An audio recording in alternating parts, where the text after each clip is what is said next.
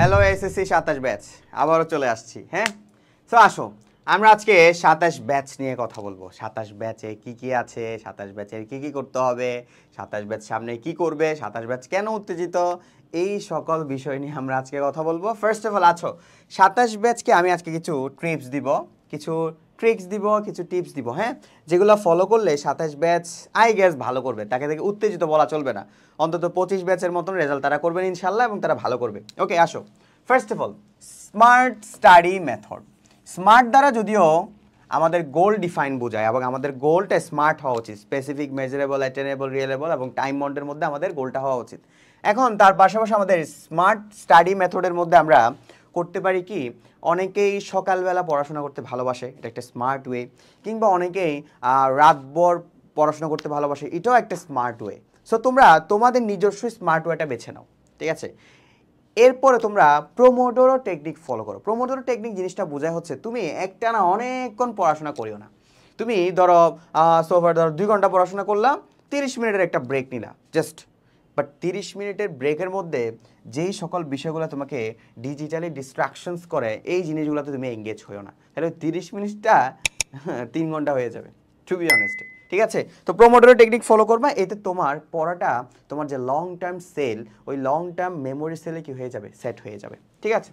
তো এই গেল আমাদের স্মার্ট স্টাডি মেথড। এরপরে পাস্ট কোশ্চেন অ্যানালাইসিস। তুমি যদি বিগত বছরের, বেশি না 3 থেকে 4 বছরের প্রশ্ন দেখো, তাহলে তোমার মোটামুটি কোশ্চেনের প্যাটার্ন তুমি বুঝে যাবে তোমার বোর্ডের, ঠিক আছে। তুমি যদি তোমার বিগত বছরের চ্যাপ্টার ওয়াইজ বিগত বছরের 3 থেকে 4 বছরের কোশ্চেন্স দেখো, তোমার বোর্ডের মোটামুটি তুমি কোশ্চেন প্যাটার্নের 70% তুমি আয়ত্ত করে ফেলবা। 70%, 50 থেকে 70% তোমার কোশ্চেন আয়ত্ত হয়ে যাবে। এটা একটা হ্যাক, এটা অনেকেই জানে না, যার কারণে প্রিভিয়াস কোশ্চেন অ্যানালাইসিস করাটা খুব বেশি important. Focus on weak subject.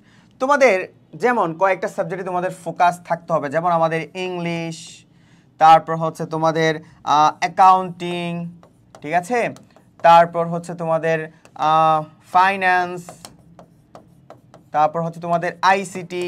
তো এই সকল সাবজেক্টগুলো মোটামুটি সবারই একটা না কোনোটাতে কোনোটা না উইক আছেই। সো এই সাবজেক্টগুলো তোমার উইক পয়েন্ট দেখে ওইগুলোতে একটু ভালো মতন ফোকাস দাও, কারণ ওই সাবজেক্টগুলোর কোনো একটা টপিক উইক, কেন তুমি উইক, ওই সাবজেক্টটার কোনো একটা টপিক উইক হওয়ার কারণ হচ্ছে ওটা একটু কঠিন, ওখানে একটু সময় দরকার, ওখানে একটু টাইম দরকার। সো ওইখানে একটু বেশি ফোকাসড করো, ঠিক আছে। শর্টগুলো তো পড়বা, বা যেগুলো তোমার জন্য সহজ ওগুলোও পড়বা, কিন্তু যেগুলো লং টার্ম তোমাকে বেনিফিট দিবে ওগুলো একটু পড়ার চেষ্টা করবা, যেগুলো উইক পয়েন্ট, সো উইক পয়েন্টে একটু হিট করো, ঠিক আছে। পজিটিভ মাইন্ডসেট, ভাই পজিটিভ মাইন্ডসেট জিনিসটা না একটা সাইকোলজিক্যাল ফ্যাক্ট।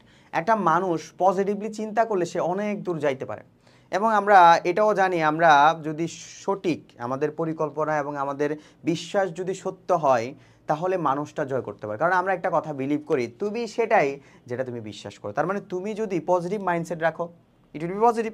তুমি যদি নেগেটিভ মাইন্ডসেট রাখো, আমি ফেল করব, আমি খারাপ করব, আমি অ্যাডমিশন টেস্টে ভালো করবো না, কিংবা আমি এসএসসিতে প্লাস পাবো না, তাহলে এটা এমন হবে, ঠিক আছে। B positive. ওকে, এরপর হচ্ছে অ্যাভয়েড ডিজিটাল ডিস্ট্রাকশনস। এই জিনিসটা আমাদের খুব বেশি প্রবলেম করে। দেখো আমরা যদিও আমরা হালকা স্ট্যান্ড অনলাইনে পড়াই, বাট এই অনলাইনে পড়াশোনার পরে তোমার আর কোনো কাজ থাকার আমি মনে করি দরকার নেই। টুকটাক তুমি তোমার কিছু ইনফরমেশন নিলা, বা কিছু তুমি হোয়াটসঅ্যাপে কিছুক্ষণ অ্যাক্টিভ থাকলা, বাট ফেসবুক বা রিলস টাইপের যেই সকল জায়গাগুলো আছে ওগুলোতে একটু অ্যাভয়েড করবো। আমি তোমাকে বলি এটারও একটা সীমাবদ্ধতা আছে। দেখো তুমি রিলস টাইপের যে সকল জায়গা, যেমন ফেসবুক, যেমন হচ্ছে গিয়ে তোমার ইনস্টাগ্রাম, হ্যাঁ, যেমন হচ্ছে ইউটিউবের শর্টস, এগুলো একটু অ্যাভয়েড করবা, কারণ এগুলো অনেক টাইম কনজিউমিং করে। তুমি রাখতে পারো, তোমার জন্য সবার অনলাইনে থাকা দরকার আছে, কিন্তু তুমি যদি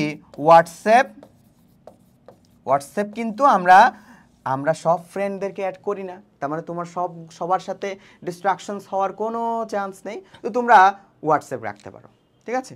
যদিও তোমাদের বিভিন্ন ধরনের মানুষের সাথে যোগাযোগ করা লাগে, ওই জন্য আমি বললাম হোয়াটসঅ্যাপটা রাখো, বাট যেই সকল জায়গায় রিলস টাইপের বিষয়গুলো আছে এগুলো একটু অ্যাভয়েড করার চেষ্টা করবে। এগুলো অনেক টাইম কনজিউমিং করে, বিলিভ মি, অনেক টাইম কনজিউমিং। আমি নিজেও এটার শিকার, বাট আমি শিকার হতে লাভ নাই। আমি ঢাকা বিশ্ববিদ্যালয়ে পড়াশোনা করতেছি, তুই কি করতেছস ভাই? তুই 27 ব্যাচ, তুই কি করতেছস? এবার আসো হচ্ছে টিচ সামওয়ান এলস। তুমি যেই পড়াশোনা করছো সেটা কেউ একজনকে শেখাও। শেখালে কি হয়? শেখালে হচ্ছে গিয়ে আমরা আমাদের পড়াটা মনে থাকে বেশি। আমি আমার ইউনিভার্সিটি লাইফে আমি যেই পড়াশোনা করি সেটা আমার কোনো একটা ব্যাচমেটকে পড়ানোর চেষ্টা করি। আমি যখন কলেজে ছিলাম আমি কিন্তু আইসিটি পড়াইতাম পোলাপাইনদের, ফাইন্যান্স পড়াইতাম, আমার বন্ধু বান্ধবদের পড়াইতাম, ঠিক আছে? সো এটা আমাকে হেল্প করতো কি, আমি বুঝতে পারলাম লং টার্মে যে আমি যখন কাউরে পড়াই বা কেউ একজনকে যখন আমি শেখাই সেটা আমি আরও অ্যানালাইসিস কোত্থেকে কি নিয়ে আসবো আমার মাথায় এটা আমিও জানি না, কিন্তু সবচেয়ে সলিড আইডিয়া, সবচেয়ে বেস্ট আইডিয়াগুলো আমার মাথায় চলে আসে যখন আমি কাউরে শেখাই, ঠিক আছে?